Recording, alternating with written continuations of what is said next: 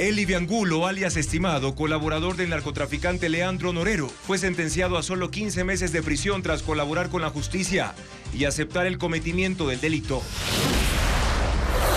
Televistazo cuenta cómo la Revolución Ciudadana salvó de la censura al expresidente de la Judicatura, Wilman Terán, y analiza cómo él, en su discurso, defendió a otros procesados por actos de corrupción o violación. Los 4 militares sospechosos del femicidio de la subteniente Pamela Atti fueron trasladados a la cárcel 4 de Quito para continuar con el proceso en su contra. En Durán y Guayaquil allanan 3 bodegas donde se almacenaban miles de documentos de tránsito, matrículas y revisión vehicular que pertenecían a una banda narco. A los 90 años se apagó la voz de Fresia Saavedra, la cantante guayaquileña conocida como la señora o reina del pasillo. La fabricación de cervezas artesanales es un negocio que crece 20% al año y sus 250 productores generan ventas por $25 millones y dan empleo a 10.000 personas directa o indirectamente. La convención del Partido Republicano cerrará esta noche con el discurso y aceptación de Donald Trump para la presidencia de los Estados Unidos con su compañero de fórmula, el senador J.D. Vance. Decenas de bomberos combaten el incendio forestal que ha consumido 200 hectáreas de bosque de eucalipto en Girón, provincia de Azuay. A 8 días del inicio de los Juegos Olímpicos, Televistazo presenta los uniformes más llamativos para la ceremonia inaugural de París 2024. Buenas noches, amigos. Bienvenidos a una nueva jornada informativa en Televistazo Estelar este jueves 18 de julio. Empezamos. Eli Biangulo, quien fue el hombre de confianza del narco Leandro Norero, fue condenado a 1 año y 3 meses de prisión por el caso Metástasis. El juez revisó su cooperación eficaz y determinó que fue trascendental para este y otros procesos, como lo informa Jacqueline Rodas. Eli Biangulo, alias Estimado, fue condenado a 15 meses de prisión como autor del delito de delincuencia organizada en el caso Metástasis. El juez Manuel Cabrera, luego de revisar la cooperación eficaz de forma reservada, consideró que el aporte de Angulo fue trascendental para aclarar los hechos de la empresa criminal que trabajó para el narcotraficante Leandro Norero, también para el inicio de nuevas investigaciones penales relacionadas con cúpulas delictivas incrustadas en la justicia. El juez recalcó que la rebaja de pena es la que contempla la ley, es proporcional a la magnitud de la información entregada y al riesgo que asume Angulo, quien fue el hombre de confianza de Norero. En la audiencia, el sentenciado dijo: aunque hoy una bala en las calles tenga mi nombre, cuando yo decidí hacer esta cooperación preferí dejar un legado para mis hijos. Quizá con errores en el pasado, pero estoy tratando de que sean subsanados. Quiero hacer una disculpa pública a todas las personas a quienes por mi mal proceder pude causar daño, en especial a la fiscal Lidia Sarabia. Sarabia es la fiscal que procesó a Norero y su familia por lavado de activos y logró que sea detenido en mayo de 2022. El narcotraficante ordenó que la sigan y planeaba un atentado en su contra. Eli Biangulo cumplirá su pena en marzo de 2025 y saldrá libre. Su condena incluye el comiso de sus bienes, el pago de $16.500 por multa y reparación. Debe publicar la sentencia en un medio nacional y ofrecer disculpas públicas en un acto oficial ante el tribunal que ejecute su sentencia. La próxima semana continuarán los juicios rápidos de Mayra Salazar, Daniel Salcedo y otros 5 procesados.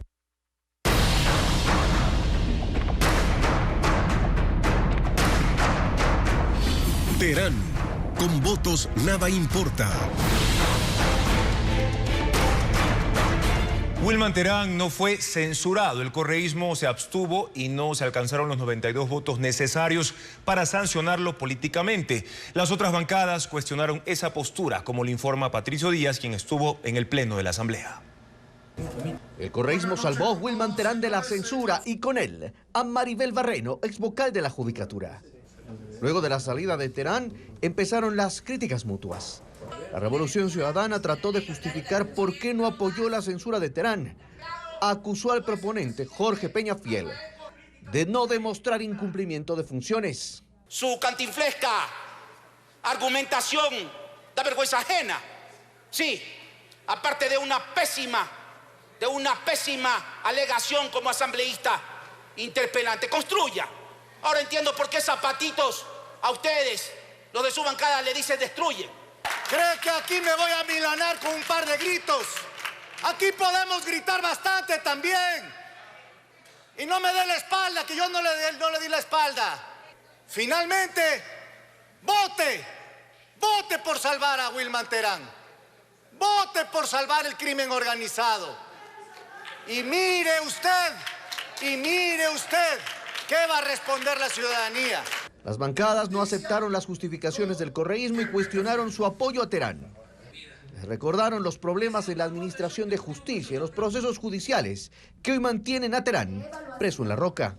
Acordémonos de nuestros padres, nuestros abuelos que estarán viéndonos este momento y diciendo, a ver, ¿cómo vas a votar frente a este ciudadano que está metido en tanta barbaridad? Pregúntense eso y olvídense de la bandera política. Que el diablo tiene varias máscaras y disfraces.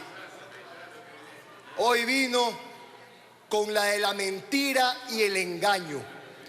En la votación vamos a ver si lo logra. Pero también en la votación vamos a ver quiénes son cómplices de la corrupción y quienes defienden al pueblo ecuatoriano contra la misma. Al final, cerca de las 11 de la noche, el presidente de la Asamblea llamó a votación. Se requerían 92 votos para la censura. Oficialismo, Partido Social Cristiano, Construye e Independientes votaron a favor. Llegaron a 88. 47 legisladores del correísmo se abstuvieron.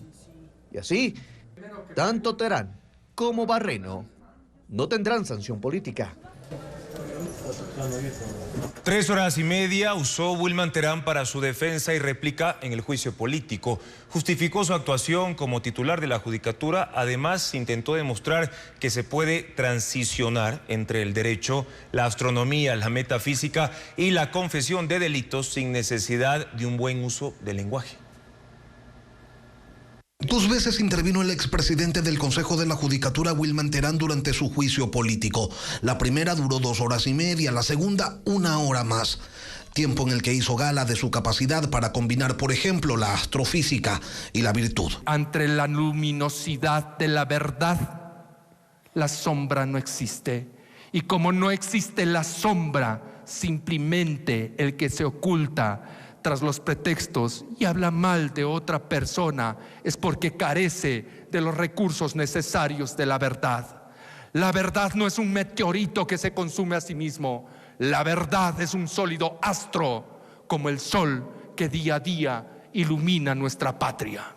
Fue para Terán un espacio en el que, sin acompañamiento de pruebas, decía que había cedido a presiones para sentenciar al expresidente Rafael Correa. ¿Cómo me arrepiento de haberme dejado llevar por esas influencias?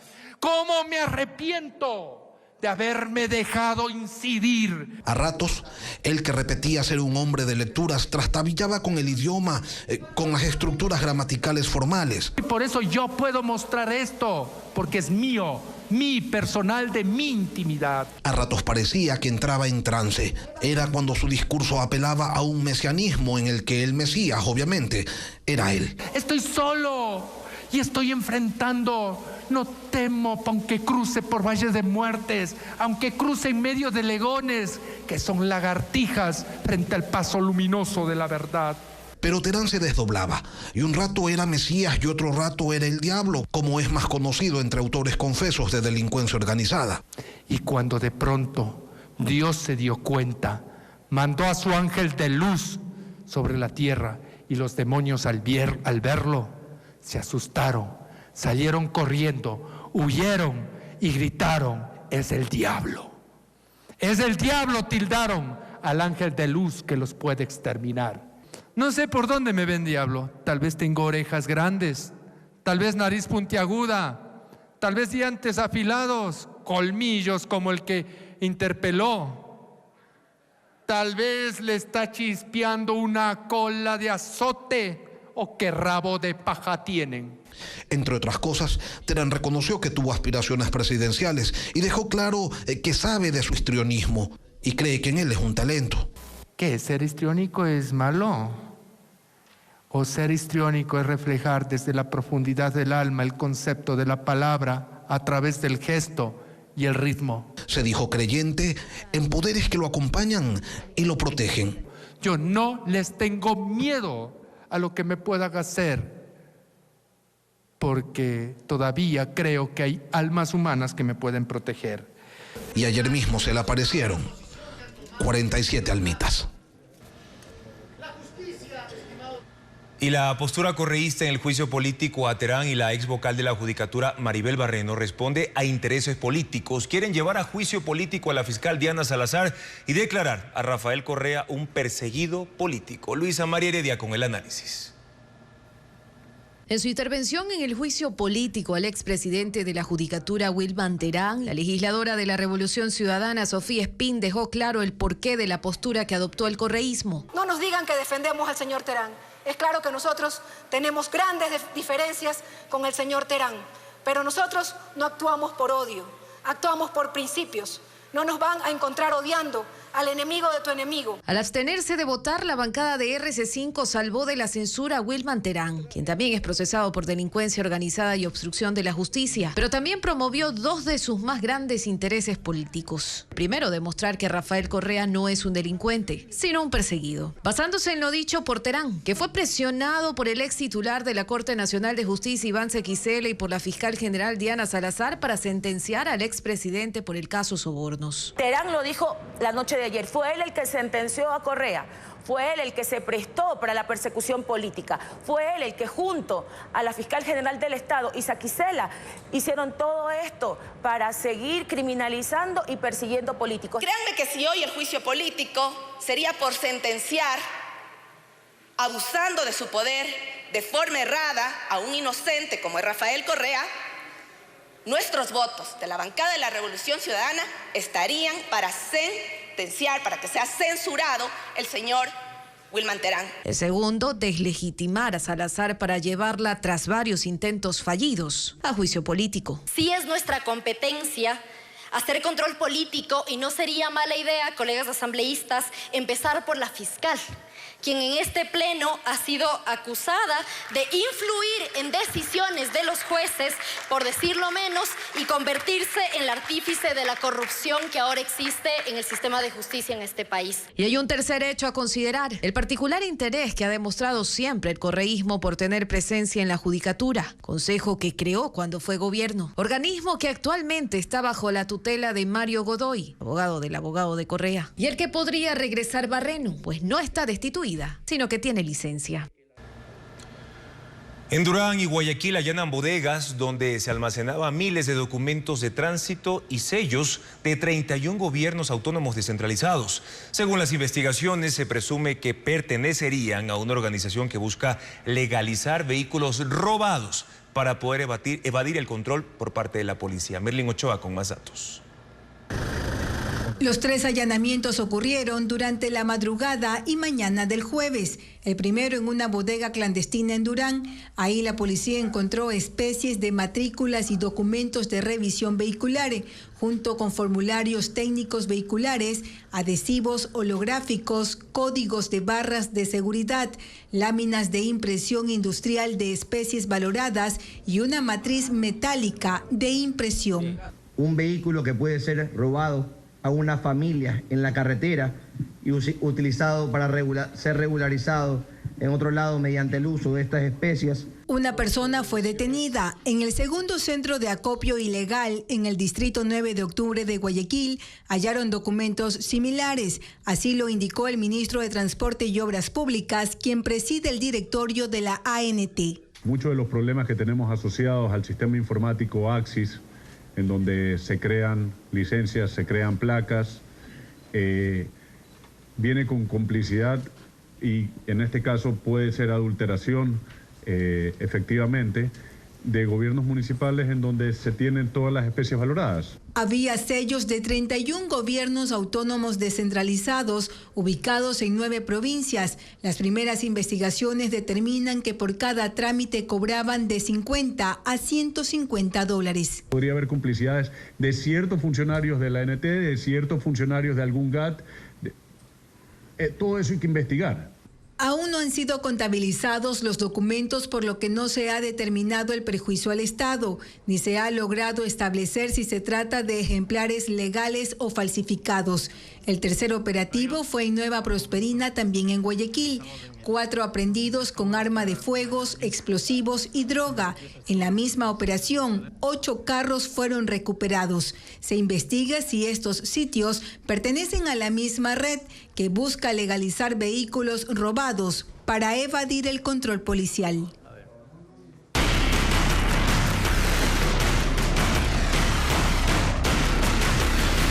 Republicanos en su cuarto de hora.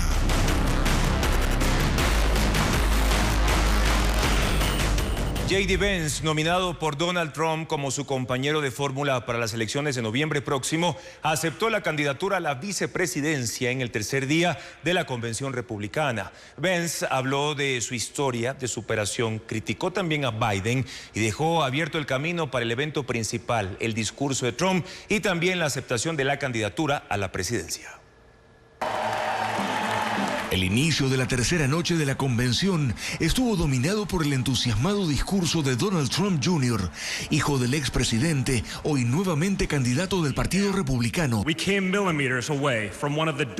Habló de cómo el atentado del sábado puso al país al borde de uno de los momentos más oscuros de la historia de Estados Unidos y destacó la imagen de J.D. Vance, senador por Ohio, escogido por su padre para vicepresidente. Será un gran vicepresidente, dijo Trump. J.D. Vance habló de sus orígenes en una familia pobre de una zona rural y de la clase blanca trabajadora, su historia de superación y de las oportunidades que espera que todos tengan en el país. Mención especial a ciudadanos de Michigan, Pensilvania y Wisconsin, este último donde se realiza la convención, pero no fue coincidencia, pues son 3 estados que en el 2020 votaron por Joe Biden y que de cambiar de rumbo esta vez pueden definir la presidencia a favor de los republicanos. Estuvo centrado en el futuro de los estadounidenses en una noche cuya temática fue hacer a Estados Unidos fuerte otra vez. Se presentó pausado, con pocas referencias a temas de política internacional, más allá de unas cuantas menciones a los problemas generados por el comercio con China. Nada respecto a la guerra en Ucrania, un tema que lo persigue cuando poco tiempo atrás dijo, francamente, me da igual lo que pase. I officially accept your nomination to be Vice President of the United States of America. Al final, aceptó formalmente la nominación para ser vicepresidente, dejando así listo el camino para el discurso que Donald Trump dará esta noche en el cierre de la convención del Partido Republicano.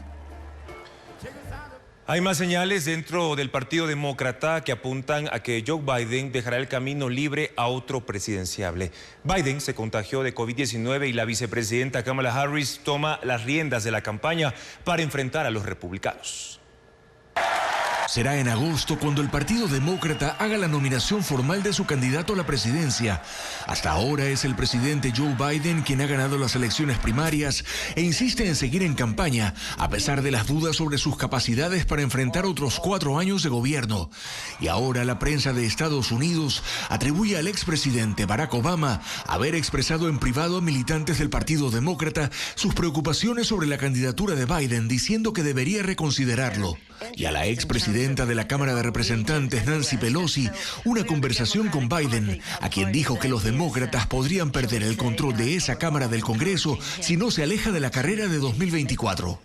Biden ha puesto en pausa la campaña por un diagnóstico de COVID y es la vicepresidenta Kamala Harris quien mantiene activa la agenda política, hoy con un discurso en Carolina del Norte en el que dijo que es Joe Biden quien se preocupa de verdad por los estadounidenses y ha cuestionado los llamados a la unidad del candidato del Partido Republicano Donald Trump. You cannot claim to be for unity. No se puede pretender estar a favor de la unidad si se intenta anular unas elecciones que fueron libres y justas y se amenaza con poner fin a la Constitución de los Estados Unidos, dijo hoy. El nombre de Harris ha sonado como la sucesora natural de Biden en la carrera presidencial, pero ella misma lo ha alentado a seguir y el partido no habla públicamente de quiénes podrían reemplazarlo. Biden ha dicho que solo reconsideraría su candidatura si hubiera un problema médico y los doctores lo sugirieran. Autoridades panameñas detectaron el ingreso por la selva del Darién de ecuatorianos con antecedentes penales y vinculados a los grupos delictivos Los Choneros y Los Lobos. Esto ocurre en medio de anuncios del gobierno panameño de intensificar controles migratorios, como lo relata Bessie Granja. Autoridades panameñas detectaron el ingreso de ecuatorianos con antecedentes penales por la selva del Darién. Según la Secretaría Nacional de Fronteras, Senafront, los compatriotas están vinculados a organizaciones criminales que operan en el país. 3 alertas de personas vinculadas con la banda Los Choneros y Los Lobos, también un sujeto de nacionalidad colombiana que es desmovilizado en la FARC, que ha sido detectado a través de las pruebas biométricas en delitos relacionados con tráfico de armas, de drogas, de migrantes y homicidio. Los ecuatorianos constan en un grupo de 99 extranjeros detenidos en la última semana. En la selva, la Senafront trata de frenar el paso de los indocumentados. Instaló un cerco metálico de 4.7 kilómetros con el fin de que el tránsito de personas se desvíe por un solo corredor, sobre el cual se aspira a tener un mejor control y atención humanitaria. Solamente tenemos una manga hecha, vamos a hacer hasta 3 mangas, que es la intención de nosotros para reforzar y que en realidad mandar un mensaje que solo se va a transitar por una sola ruta y que es la ruta que nosotros vamos a tener autorizada y vamos a mantener presencia en esos lugares. Sin embargo, para la organización Human Rights Watch, la colocación de un cerco metálico es una medida poco efectiva, debido a que esta frontera que une a Colombia y Panamá tiene una extensión de 266 kilómetros. Sabemos que tanto Colombia como Panamá no tienen un control efectivo de esa zona. Lo único que puede producir a largo plazo es la apertura de nuevas rutas que pueden ser mucho más peligrosas y sobre las que tengamos mucho menos control. El presidente electo de Panamá, José Raúl Molino, ofreció el cierre de pasos por el Darién y la repatriación de migrantes. Un baño.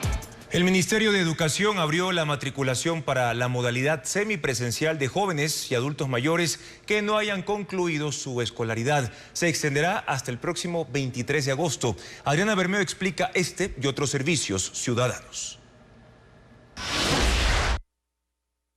Las personas de la tercera edad pueden acceder a la devolución automática del IVA. Básicamente consiste en que no se cobre el impuesto al hacer la compra. Este beneficio aplica en establecimientos autorizados, 4 cadenas de supermercados y 2 de farmacias. Para obtener la devolución automática, el contribuyente debe tener usuario y contraseña para acceder al portal web SRI en línea. En el menú Devolución IVA a adultos mayores, descarga este formulario y una vez lleno lo entrega en cualquier agencia del SRI. Tras cumplir el trámite, el SRI le enviará un código. Es el número que deberá dictar al cajero cada vez que realice sus compras para que no se le cobre el IVA.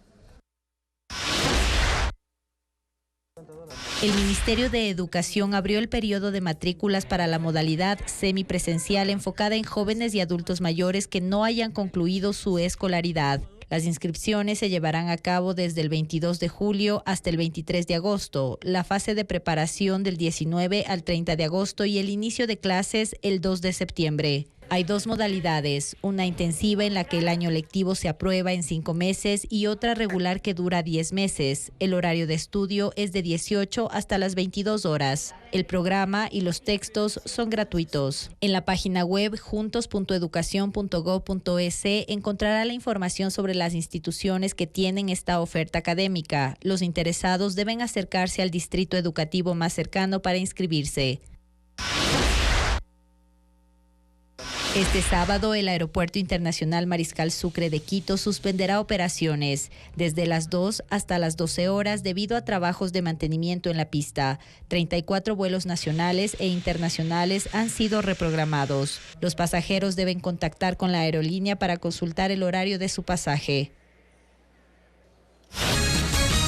En Girón, Azuay, un incendio forestal destruyó 200 hectáreas de bosque de eucalipto. Hasta ahora se ha controlado solo el 40% de la emergencia.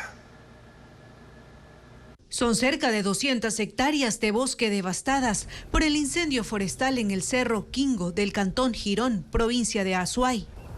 El fuego comenzó hace 3 días. Se controló, pero la noche de este miércoles, los fuertes vientos provocaron que las llamas se enciendan y avancen con fuerza. Las líneas de fuego entre las montañas y la gran cantidad de humo fueron captadas desde el aire. Con la luz del día se pudo constatar la magnitud del daño. Un manto negro cubrió el cerro, donde se han perdido cientos de árboles de eucalipto. 45 bomberos de Girón, Santa Isabel y Cuenca intentan sofocarlo con batefuegos, machetes y rastrillos. Comuneros y personal de la prefectura también se han unido a las labores. Aunque las tareas se complican por las dificultades para acceder al sitio y el viento. Hoy en la mañana todavía hay focos activados del incendio, no se ha controlado por completo y estamos a la espera, sobre todo de la zona más compleja, que era la parte de las quebradas. Esta mañana el Comité de Operaciones Cantonal se activó y solicitó ayuda al gobierno central para que envíe un helicóptero con un Bambi Buquet para lanzar agua.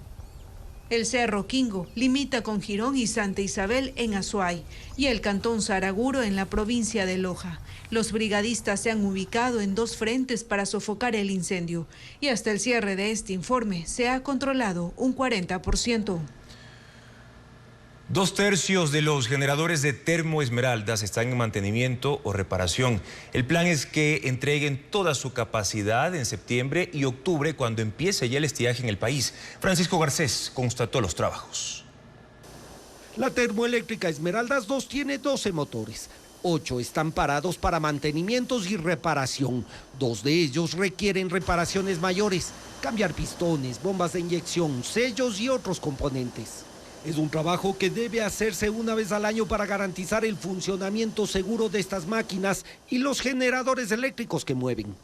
Esmeraldas 2 es parte del complejo de generación de Termoesmeraldas y solo esta sección puede producir 96 megavatios de los 218 que produce la planta. Es clave para mantener el abastecimiento de electricidad en Esmeraldas y parte de la costa. El mantenimiento se hace en estos meses aprovechando que las hidroeléctricas entregan la mayor cantidad de energía al país. La crisis de generación obligó a adelantar este trabajo que debía concluir el próximo año. Muchos de estos procesos tienen un tiempo de entrega que bordea los 420 días. Estamos en realidad un poco apretados ya, pero en realidad todo esto de que lo traiga por avión, de que haya hecho reuniones con fábrica y que nos logre entregar con mucho tiempo de anterioridad han sido gestiones internas, porque en realidad estos repuestos tendrían que haber llegado el siguiente año. La mayoría de las piezas ya están en la bodega de la central y los trabajadores desarman los otros motores para intervenirlos. Revisarán mangueras, sistemas de inyección y enfriamiento y comprobar el funcionamiento de los generadores eléctricos. Estamos trabajando con los cronogramas de mantenimiento que ya han sido previamente reportados tanto a Matriz como al SENACE y prácticamente pues estamos a tiempo con estas labores para lo que es el estiaje que se nos viene. El objetivo es que 10 de los motores estén en óptimas condiciones para septiembre, cuando se prevé la llegada de la época seca y se requiera la electricidad de las termoeléctricas. Los otros 2 motores en reparación deben estar listos en octubre para que, según el plan de SELEC, esa central funcione al 100% de su capacidad. Nuevos detalles del intento de asesinato de Donald Trump. Fueron revelados los movimientos y mensajes del atacante antes de dispararle al exmandatario. Según información del FBI, miembros del servicio secreto vieron a Thomas Matthew Crooks 1 hora antes del ataque. Estuvo deambulando junto al edificio desde donde disparó contra Donald Trump. Los agentes lo fotografiaron y lo identificaron como un hombre sospechoso. A pesar de ello, no fue detenido y se le permitió a Trump subir al escenario para el mitin. El servicio secreto dijo que la vigilancia del edificio estaba en manos de la policía de Pensilvania, que a su vez respondió que ellos notificaron de la presencia de un hombre sospechoso en la zona. Fuentes policiales descubrieron una publicación de Crooks en la plataforma de videojuegos Steam que decía: el 13 de julio será mi estreno. Observen cómo se desarrolla. También detectaron búsquedas en Internet hechas en su laptop y en su celular para averiguar cuándo es la convención del Partido Demócrata en Chicago y cuándo era la concentración de Trump en Pensilvania. Hay datos respecto a que el atacante visitó el sitio 2 veces antes del evento de campaña. La policía y el FBI han entrevistado a más de 100 personas, incluidos los compañeros de escuela del joven de 20 años, al que describieron como una persona amable, inteligente, pero de pocos amigos. Sin embargo, no han encontrado información política o ideológica, ni tampoco un motivo claro para intentar matar a Trump. El presidente de Venezuela, Nicolás Maduro, advirtió que en el país podría haber un baño de sangre si gana la oposición en las elecciones del 28 de julio. Además, acusa a la oposición de generar escenarios violentos. Sin embargo, es la líder opositora María Corina Machado quien ha denunciado ataques contra su equipo, incluyendo daños a los vehículos en los que se moviliza. Así amanecieron nuestros vehículos. Con los vidrios rotos y pintados con la frase "no más bloqueo", quedaron 2 vehículos en los que se movilizaban la dirigente opositora venezolana María Corina Machado y su comitiva durante su campaña en el estado Lara. Si vemos por debajo del vehículo, nos damos cuenta que cortaron las mangueras de los frenos. Machado también denunció daños mecánicos. Lo cual es claramente un atentado a la vida. Es el más reciente de los ataques que denuncia la líder de la oposición durante las movilizaciones que hace a favor del candidato Edmundo González, que incluyen la detención de 24 miembros de su equipo, constantes bloqueos en las vías y hostigamiento a quienes han colaborado con sus recorridos. Cada consejo comunal a la calle. Pero Nicolás Maduro sostiene que es la oposición la que busca escenarios violentos. Porque ellos están buscando una hecatombe, una tragedia, algo fuerte. Pero cuando se refiere a la posibilidad de perder la elección, es él quien habla de violencia.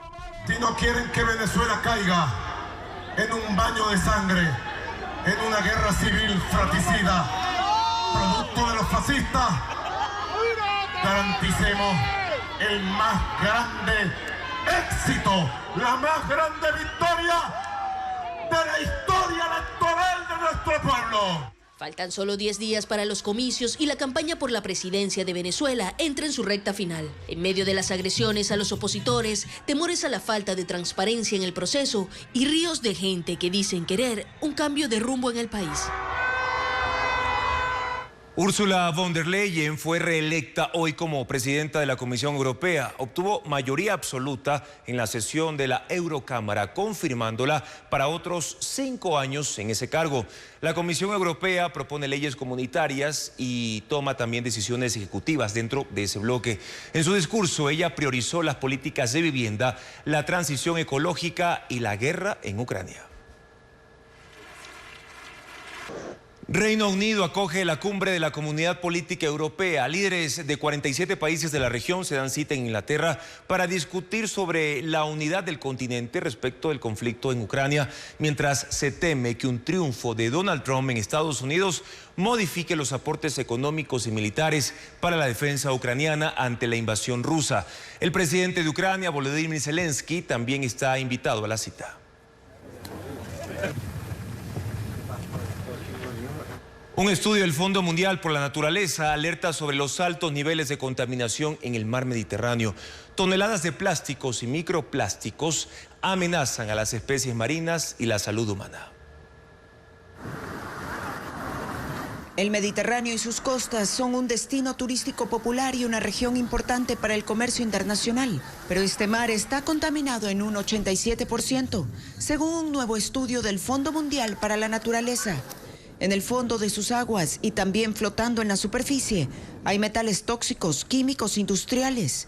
Pero además, cada año se botan 730 toneladas de residuos plásticos, contaminando cada vez más estos mares. Los desechos tienen su origen en las costas de Turquía, España, seguidos de Italia, Egipto y Francia. 150 millones de personas viven en las orillas del Mediterráneo y otros 270 millones de turistas lo visitan cada año. La industria pesquera también está en riesgo. Los trozos grandes de plástico dañan e incluso matan a las especies marinas. Y los microplásticos entran en la cadena alimenticia de los peces de consumo humano. El informe alerta además que la gestión de los residuos en la mayoría de los países del Mediterráneo es insuficiente para frenar el ritmo actual de la contaminación. En las invasiones de Durán en Guayas, las bandas funcionan como un gobierno paralelo. Cobran por agua, energía y seguridad. Estas zonas irregulares no están delimitadas, lo que dificulta la lucha para erradicarlas. Merlín Ochoa detalla los problemas en ese territorio. Los dos grupos narcocriminales que operan en Durán, Guayas, extendieron su economía ilegal con el tráfico de tierras desde hace más de 10 años. Las mafias dominan todo. Según trabajos de inteligencia de la fuerza pública, ahí cobran $1.500 por instalar energía eléctrica, es decir, colocar el cableado ilegal sobre endebles palos de forma antitécnica y peligrosa. También cobran de $10 a $20 para permitir a los tanqueros entrar a distribuir agua a las viviendas y negocios. Cobran $500 para empezar el proceso de una falsa legalización y $1.500 para adjudicar un terreno. Pero además, los habitantes en las casas son extorsionados con una sola cuota de $5.000 para poder seguir viviendo ahí. Los que no pagan son desalojados. En cambio, los dueños de los locales pagan un promedio de $100 al mes por concepto de seguridad. Hombres en motos los cuidan.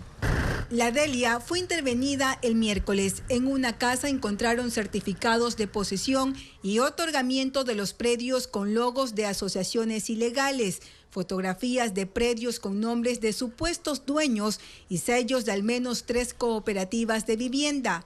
Los documentos están en cadena de custodia y servirán para determinar la red de cobros y ventas de terrenos, solares e inmuebles.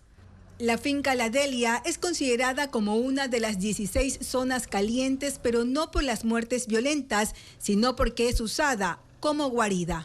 Motocicletas que realizan asaltos de diferentes otros delitos que luego de cometer dichos delitos pues ingresan a este sector. Como usted puede ver, pues son avenidas, son calles que no son pavimentadas, de difícil acceso para los vehículos. La falta de servicios públicos es evidente, pero ¿cuántas invasiones hay en Durán? Darle ese dato preciso, mire, yo he sido muy crítico del mismo censo. El censo dice que son 310.000 habitantes y nosotros estimamos que son muchísimos más. Entonces no sería un dato preciso como tal, ¿no? El gobierno nacional tampoco tiene la información real. En el operativo del miércoles, 258 familias fueron notificadas por no justificar la posesión de sus viviendas. La intervención policial y militar de ayer en Durán muestra la desconexión entre el gobierno central y la autoridad local. El presidente Daniel Noboa llegó con tanquetas, mientras el alcalde se enteraba por televisión. María Cecilia Largacha con un análisis. No se puede decir que la discreción sea una virtud gubernamental. El ingreso a Durán fue apoteósico, con tanquetas, policías, militares, ministros y al mando un presidente explicando el porqué. El viejo Ecuador quiere que Durán siga siendo una sede del narcotráfico, perpetuando ciclos de violencia y desesperanza. Pero nosotros no vamos a permitir que sigan jugando con la vida de los habitantes de Durán. Lo que llamó la atención es que en medio del despliegue para salvar a Durán estaban todos menos uno. ¿El gobierno se ha comunicado con usted, señor alcalde? No se ha comunicado. El alcalde Chonillo estaba sorprendido, aunque satisfecho, porque él mismo había pedido la intervención del gobierno central para su ciudad. Por fin. Pero no esperaba tanto ruido cuando llegara el momento. Juguemos con el factor sorpresa. Si vamos a avisar nosotros, ¿qué va a pasar? Ya el día de mañana, pues obviamente vamos a tener estos resultados. Se disminuye, que probablemente se disminuya, se puede disminuir. Pero ¿qué pasa en el momento que se retira la presencia del Estado si no tiene un plan de sostenibilidad justamente de las acciones que se están tomando? Desde el gobierno era evidente la estrategia de no contar con Chonillo. La ministra de Inclusión Social dijo que ni lo conoce. La verdad es que no sé ni siquiera quién será el alcalde acá. Pese a que entre la alcaldía de Durán y el Ministerio de Inclusión Social hay hasta convenios firmados. Y también en su discurso el presidente lanzó indirectas, aunque sin dar nombres. Habló de los malos políticos que han gobernado a Durán. ¿Y dónde están ahora? Escondidos, huyendo, tapándose entre las sombras para que las propias mafias no los maten. Chonillo sufrió un atentado en mayo del año pasado cuando recién se posesionaba y por ende extrema su seguridad. Suele despachar desde lugares distintos al Palacio Municipal. Aquí tenemos que desprendernos de los egos. En todo caso, más allá de los dimes y diretes, hoy Durán tiene lo que ha pedido por años: atención en seguridad, aunque de por medio quede en el ambiente un fuerte olor a campaña electoral. Esta tarde 2 estudiantes fueron asesinados en Machala. El doble crimen ocurrió junto a una escuela que fue cercada por 40 minutos. Uno de los menores fue atacado con 6 disparos. Este es el segundo ataque armado contra estudiantes en El Oro en menos de un mes. A la 1 de la tarde de este jueves, 2 estudiantes fueron asesinados a tiros por 2 sicarios a bordo de una motocicleta en la ciudadela Rayito de Luz al norte de Machala. El ataque ocurrió junto a la escuela José Ugarte Molina y a 8 cuadras del colegio El Oro, donde estudiaban las víctimas. Según la policía, uno de los adolescentes de 17 años cruzaba el último año de bachillerato y recibió 6 disparos en la cabeza. El otro menor de 15 años estaba en primero de bachillerato y resultó herido con un disparo en el abdomen. Fue trasladado al Centro de Salud Velasco Ibarra, donde falleció. Es un hecho dirigido, obviamente tenemos alrededor de 10 indicios balísticos, calibre 9 milímetros, es una pistola. Uno de los menores fallecidos había sufrido amenazas por un tema sentimental. 20 policías cercaron la escuela durante 40 minutos. No tiene nada que ver con la actividad que los estudiantes realizan dentro de las aulas, es decir, no está en riesgo el instituto. El doble crimen ocurre justo cuando decenas de estudiantes salían de clases, lo que provocó pánico entre los menores y los padres de familia que acudieron a retirarlos. Los transportistas exigen al gobierno créditos preferenciales para la renovación de vehículos por medio de la banca pública. Discuten montos e intereses con delegados del gobierno. Paul Romero con el informe. Los transportistas buscan financiamiento de la banca pública para renovar el parque automotor. La solicitud fue presentada por delegados de 7 federaciones al gobierno, que instaló una mesa de diálogo para este propósito con representantes de Ban Ecuador y de la Corporación Financiera Nacional. La primera reunión se realizó la semana pasada, sin acuerdos. Los transportistas cuestionaron los requisitos que la banca pública exige para acceder al crédito, entre ellos la tasa de interés de 15% y como garantía la facturación de $300.000 anuales. ¿Quién factura en el transporte en estas circunstancias $300.000? Imposible. Le dijimos, no, señor. Esta mesa sigue si es que ustedes nos presentan un producto. O caso contrario, no tiene sentido. El 60% de los 278.000 transportistas federados no tiene acceso a créditos de la banca privada desde 2020. La pandemia y la inseguridad limitó los préstamos.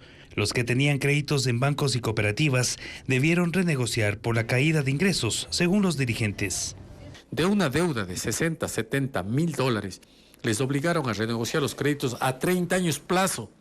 Puede imaginarse, terminan pagando solo de interés más de $110.000. El alto costo de los vehículos nuevos no les ha permitido renovar sus unidades.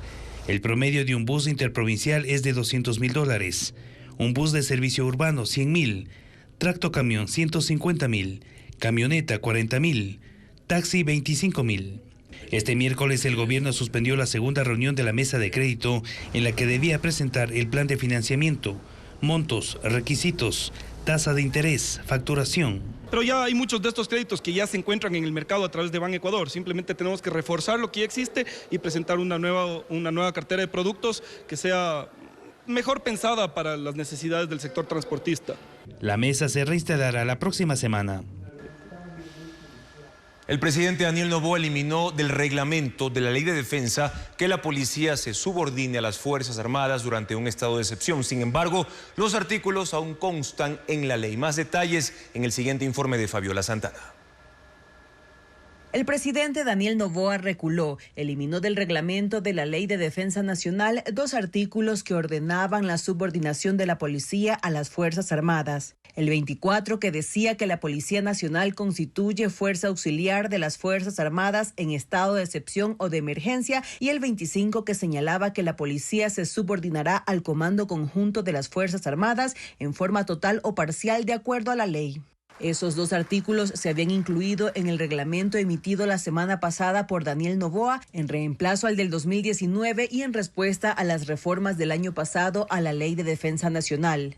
Pero frente a las críticas, ayer el presidente emitió un nuevo decreto en el que los eliminó. Sin embargo, en la ley de defensa, la policía sigue como subordinada de las Fuerzas Armadas y de eso está consciente el gobierno. La Policía Nacional es, por decisión constitucional y legal, la fuerza auxiliar a las Fuerzas Armadas, y las Fuerzas Armadas son una fuerza auxiliar complementaria. Lo que sucede es que habría que revisar no un reglamento, sino a larga data toda una legislación.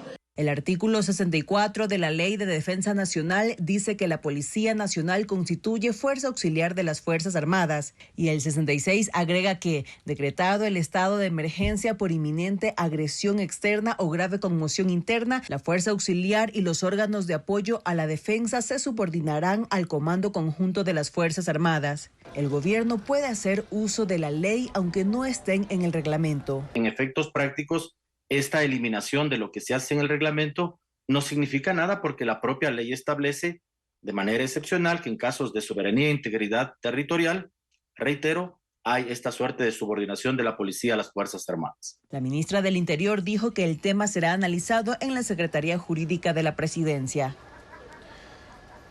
El Instituto Ecuatoriano de Seguridad Social, el IES, adjudicó un contrato por $5 millones para agendamiento de citas médicas a la CNT. Una de las empresas que participó en el concurso presentó un reclamo que deberá ser resuelto por Sercop, como lo informa Adriana Bermeo. El IES agendará citas médicas con inteligencia artificial. La Seguridad Social adjudicó el contrato por $5.171.000 a CNT. Lo confirmó Eduardo Peña, presidente del Consejo Directivo del IES, la mañana de este jueves en una charla con la prensa. Está previsto que el nuevo sistema de agendamiento de citas esté en funcionamiento el 15 de septiembre. Según explicó Peña, los afiliados podrán contactarse mediante WhatsApp y otras plataformas con chatbot, que implica una conversación con un asistente virtual. La información que se solicitará al afiliado es el número de cédula y su dirección. Y cuando usted le diga dónde está, el robot lo va a geolocalizar. Y como ya tiene geolocalizados los centros que están alrededor suyo, lo que va a hacer es buscar, si usted quiere una cita de consulta general, la cita más cercana que haya donde usted le ha dicho que está, y se la va a ofrecer. Si usted la toma, lo va a agendar y le va a mandar inmediatamente un correo electrónico al correo que tenga registrado diciéndole con quién la va a atender, en qué lugar y a qué horas. En el portal de servicio de contratación pública se detalla que el agendamiento de las primeras citas médicas con este sistema se podrá hacer para las especialidades de ginecología, pediatría, odontología, obstetricia, psicología, medicina general y medicina familiar. El resto de las especialidades se habilitarán exclusivamente para las citas ordenadas por el médico tratante luego de la primera revisión al paciente. El contrato entre el IES y CNT se firmó bajo régimen especial. Una comisión técnica conformada por 5 especialistas del IES se encargó de revisar las ofertas de 5 empresas, 4 públicas y una privada. Gursta Technology of Ecuador, que participó en el concurso, presentó un reclamo ante el Servicio de Contratación Pública, aduciendo una intermediación de la contratación dirigida por el IES. El Sercop deberá abrir un expediente sin que esto signifique que acepte el reclamo, pero revisará el contrato y deberá decidir en 12 días si se archiva la queja o suspende la firma del contrato. Tanto el gobierno como el municipio preparan su propia sesión solemne para el jueves 25 de julio por la conmemoración de los 489 años de proceso fundacional de Guayaquil. Son efectos de la disputa entre el presidente Daniel Noboa y el alcalde Aquiles Álvarez. Luisa María Heredia sigue este tema. Tal y como ocurría en la época del correísmo, Guayaquil tendrá 2 sesiones solemnes el próximo jueves 25 de julio para conmemorar los 489 años del inicio de su proceso fundacional. El gobierno de Daniel Noboa prepara un evento que está previsto para las 18 horas. El lugar no ha sido confirmado, pero se conoce que existen 2 alternativas: la gobernación del Guayas y el centro cívico, ubicado al sur. La sesión que organiza la alcaldía será a la misma hora en el Palacio de Cristal, centro de la ciudad. Al acto acto no asistirá ningún representante del gobierno. Aquiles Álvarez no los invitará. Nosotros no podemos ser falsos, pues no hay una buena relación. Nosotros no vamos a invitar a nadie del gobierno a las fiestas de Guayaquil. Luego de que el gobierno presentara una denuncia en contra del alcalde de Guayaquil, 2 de sus hermanos y un negocio familiar por supuesto comercio ilegal de combustibles. La relación entre Álvarez y Daniel Noboa se rompió totalmente, pero las confrontaciones entre ambos empezaron mucho antes, desde que transcurría la campaña para la segunda vuelta de las elecciones presidenciales anticipadas. En la sesión solemne por la independencia de Guayaquil el 9 de octubre del año anterior, Álvarez criticó a Noboa y promocionó a Luisa González, su contrincante. La agrupación política de Noboa, Acción Democrática Nacional, por su parte, entregó figuras de cartón de Noboa muy cerca del evento, mientras sonaban sus jingles de campaña. Ya en el cargo, Noboa le retiró la competencia para la construcción del 5º puente al municipio, excluyó al alcalde de todas las reuniones de trabajo y los consejos de seguridad, y minimizó el retraso de 3 meses en la entrega de la garantía soberana que solicitó Álvarez para un proyecto de agua potable en Monte Sinaí. En los 10 años de presidencia de Rafael Correa, tiempo en el que Jaime Nebot fue alcalde, Guayaquil tuvo siempre 2 sesiones, tanto en julio como en octubre, usualmente a la misma hora y con discursos cargados de críticas mutuas. Mientras el municipio realizaba esta clase de eventos en espacios icónicos como el Malecón 2000, el correísmo lo hacía en el Parque Samanes o en sectores populares. A partir del gobierno de Lenín Moreno, las sesiones se unificaron. Tanto Nebot como su sucesora, Cynthia Viteri, extendieron invitaciones a Moreno y al siguiente mandatario, Guillermo Lasso, quienes acudieron pese a que existían diferencias políticas entre ellos. El juicio político a la canciller de la República, Gabriela Sommerfeld, no tiene respaldo. Solo el correísmo apunta por la censura de la funcionaria. Patricio Díaz explica que la Comisión de Fiscalización sigue con ese trámite. El correísmo se quedó solo en su propósito de censurar y destituir a la canciller. La acusan de incumplimiento de funciones por la incursión policial en la Embajada de México. Pero el juicio político contra Gabriela Sommerfeld no tiene respaldo. El socialcristianismo, que apoyó que se adelanten los procesos contra los actuales ministros, ya se distanció del juicio. En un comunicado anunció que no votará por la destitución de la funcionaria. Esa bancada asegura que una censura de la canciller de la República por parte de la Asamblea Nacional puede beneficiar a México en la demanda contra Ecuador en la Corte Internacional de Justicia. Construye también se pronunció. No apoyarán el juicio. Evitar la fuga de Glass no merece destitución, dicen. Sin los votos de estas bancadas y del oficialismo, el proceso contra Sommerfeld no tiene futuro.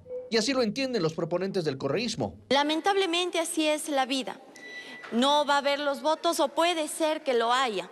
Espero que los señores asambleístas puedan ver a detenimiento, escuchar con detenimiento cada una de las interpelancias.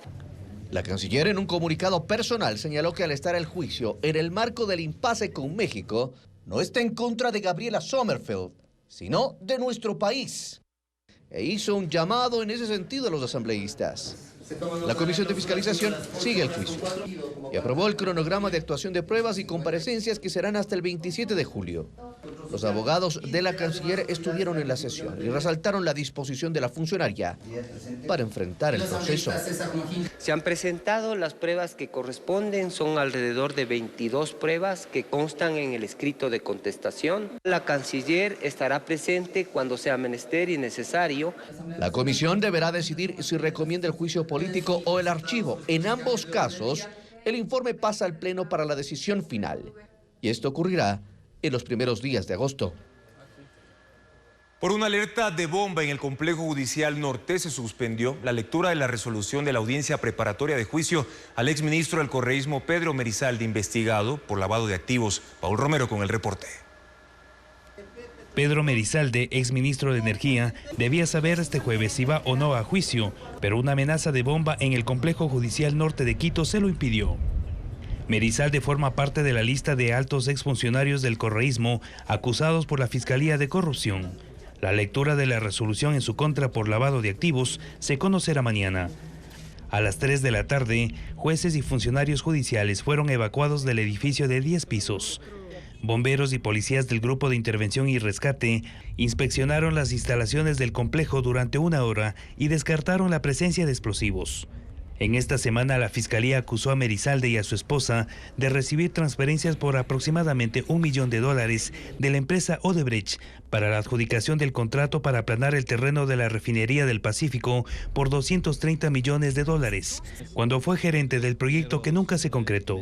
Según la acusación fiscal, Merizalde creó la compañía Organ Investments INC y abrió una cuenta en Suiza, donde recibió las coimas de la empresa brasileña.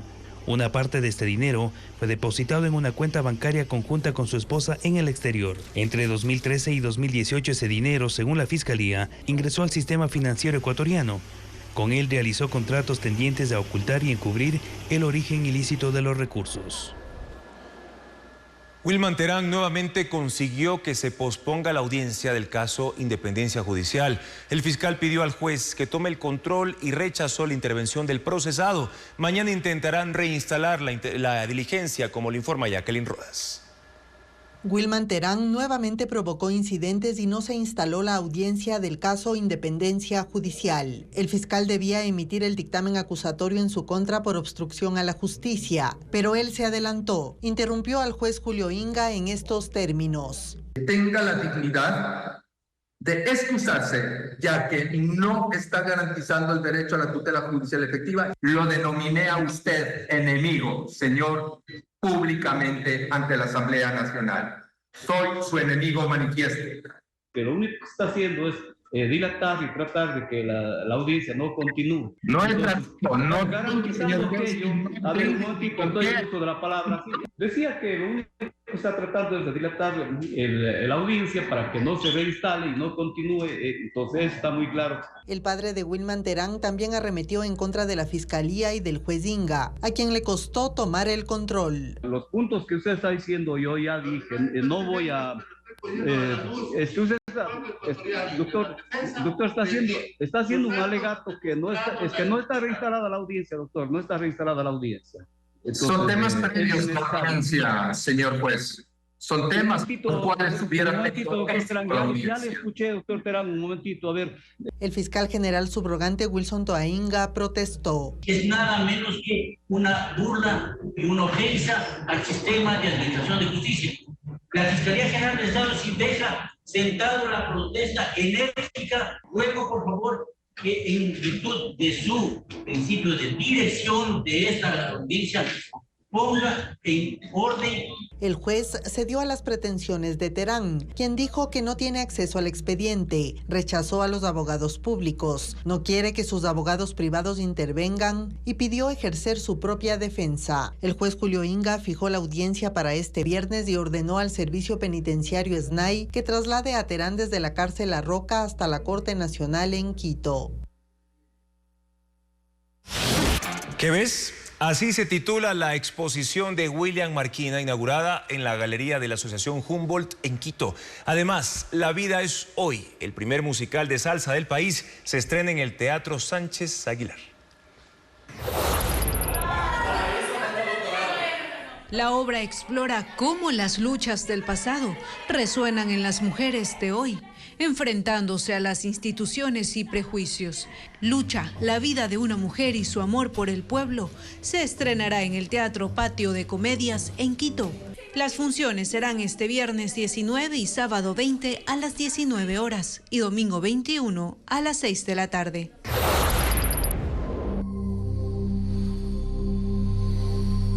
Una recopilación de obras realizadas entre los años de confinamiento 2019-2021 hasta inicios de 2024. ¿Qué ves? Es la exposición del artista William Marquina que se inauguró en la Asociación Humboldt en Quito. Creaciones abstractas y piezas de carácter figurativo. La muestra gratuita estará abierta hasta el 10 de agosto, de lunes a viernes de 10 de la mañana a 7 de la noche y sábados de 10 de la mañana a 1 de la tarde. Aquí hay mucho son y salsa para celebrar el presente. La vida es hoy, el primer musical de salsa, llega a Guayaquil. Escrita y dirigida por Cristian Valencia. Sobre el escenario estará un elenco de 30 artistas, entre ellos la actriz colombiana Carolina Sabino. Está musicalizada con 30 canciones de intérpretes representativos del género, como Rubén Blades, La Sonora Matancera, Marc Anthony, Gilberto Santa Rosa, Tito Nieves y más. Traigo hierbacita para garganta, traigo quentimo para hinchazón. Las funciones serán en el Teatro Sánchez Aguilar en San Borondón, del 18 al 27 de julio, de jueves a sábado a las 20 horas. La cantante de pasillos, Fresia Saavedra, falleció a los 90 años en Guayaquil. La artista estaba en coma desde el pasado 20 de junio tras una caída. Aun cuando su voz se ha apagado, deja un legado en la música ecuatoriana. Estefanía Arias con el perfil de una de las artistas más icónicas del país.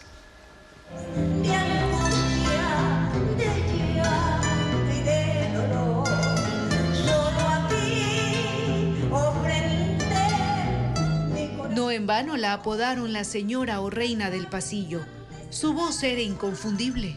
Fresia Saavedra fue uno de los mejores exponentes de la música ecuatoriana. Hoy, esa voz icónica se ha apagado a los 90 años. En tus horas derechas, acuérdate de mí. Desde el pasado 20 de junio, permanecía en coma en la clínica Guayaquil luego de una caída. Su cuadro se complicó debido a las enfermedades que sufría, diabetes y cirrosis. Fue su hija, la también cantante Hilda Murillo, la que confirmó el estado de salud de su madre. Fresia decía que se enamoró de la música ecuatoriana desde niña. Fueron 85 años sobre los escenarios. Su última presentación fue en febrero pasado.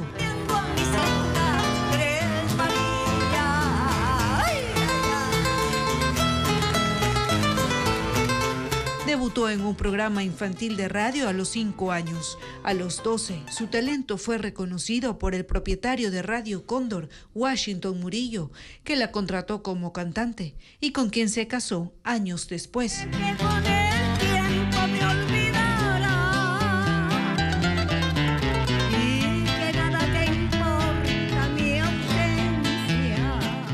Fue autora de 37 composiciones musicales nacionales.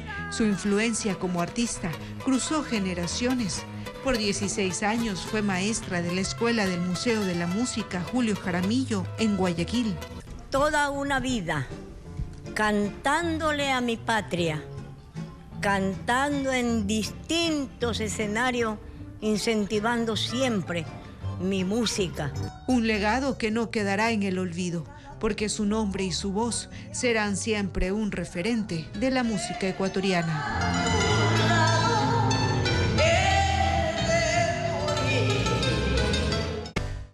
Los 4 militares procesados por el femicidio de la subteniente Pamela Ati ya fueron detenidos y trasladados a la cárcel 4 de Quito. La investigación penal se extenderá hasta fin de mes, como lo informa Fabiola Santana.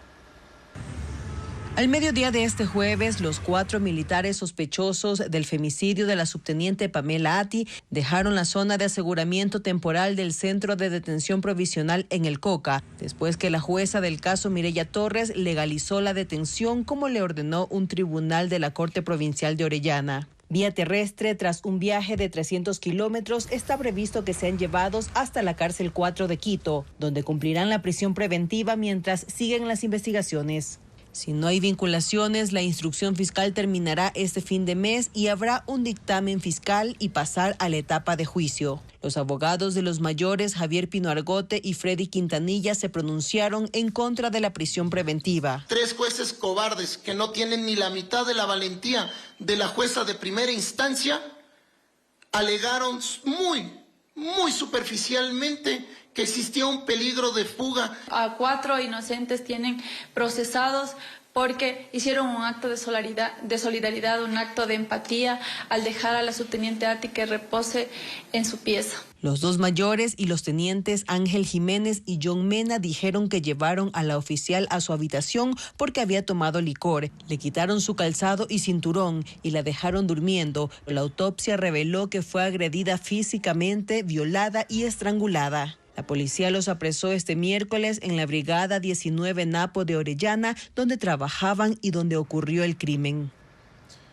La producción de cervezas artesanales en Ecuador crece cada año y genera miles de empleos. Quienes las elaboran participan ahora en la Copa Cervecera Mitad del Mundo. Valeria Navarro con los detalles. 250 cervecerías artesanales ecuatorianas participan en la Copa Mitad del Mundo que se desarrolla esta semana en Quito. Compiten contra Perú, Colombia, Argentina, Brasil, Bolivia y otros países de la región. Las cervecerías artesanales están en el mercado ecuatoriano desde el 2010, pero su auge se dio hace 2 años. Desde entonces, la producción crece en un 20% anual, con ventas de 25 millones en 2023. Actualmente genera 10.000 plazas de empleo directas e indirectas. Una planta procesadora de cerveza artesanal mediana necesita 30 trabajadores para producir 200.000 litros mensuales. Las cervezas artesanales se distribuyen a micro y supermercados. Su costo va desde los $3.50.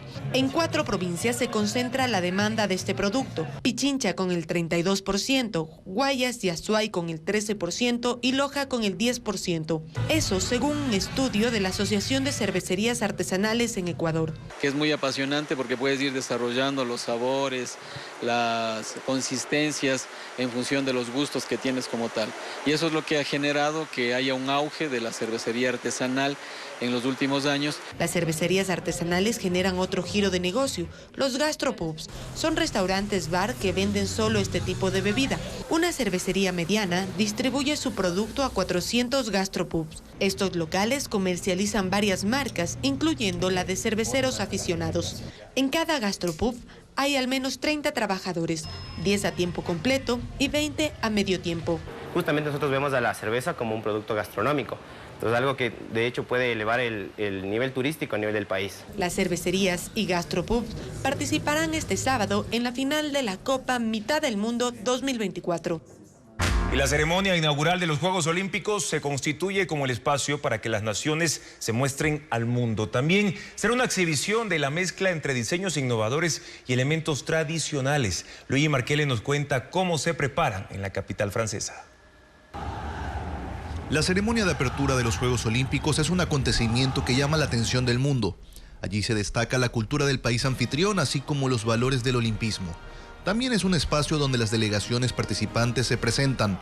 Uno de los aspectos donde las naciones que son parte de la fiesta olímpica resaltan su identidad es en la indumentaria que lucen durante la apertura. Mongolia está dando de qué hablar con el diseño de sus uniformes, que se han llevado elogios por el simbolismo y tradición. La creación es obra de la marca Michel Amazonka y ya es uno de los favoritos en redes sociales. México presentará un traje moderno bajo el nombre Victoria Alada. La marca Men's Fashion confeccionó la ropa que rinde homenaje a la herencia y modernidad del país azteca, con elementos nacionales como el ángel de la independencia y destacando el color rosa. España, en cambio, desfilará con un traje elegante, diseñado por la marca Homa, inspirado en el clavel, la flor nacional, chaquetas rojas combinadas con camisas blancas. Haití también ha sorprendido con estos uniformes de la diseñadora italo-haitiana Stella Jean, inspirados en las raíces y la riqueza cultural de esa nación. Por su parte, Canadá mostró sus combinaciones de chaquetas, calentadores y shorts que celebran las distintas regiones de ese país y a su biodiversidad. Los diseños estuvieron a cargo de la marca deportiva Lululemon, donde predomina el rojo y el blanco. Gracias por su sintonía, amigos. Mañana en Contacto Directo estarán el periodista y sociólogo Gonzalo Ortiz Crespo para analizar cómo el correísmo con sus acciones sigue manipulando el sistema judicial. También Iván Carvajal, poeta y filósofo, para analizar cómo el país está quedando sin referentes morales y éticos y ver si la solución es volver a las clases de cívica como lo propone el gobierno. Los esperamos a las 5:55 de la mañana en la primera emisión de Televistazo. Buenas noches.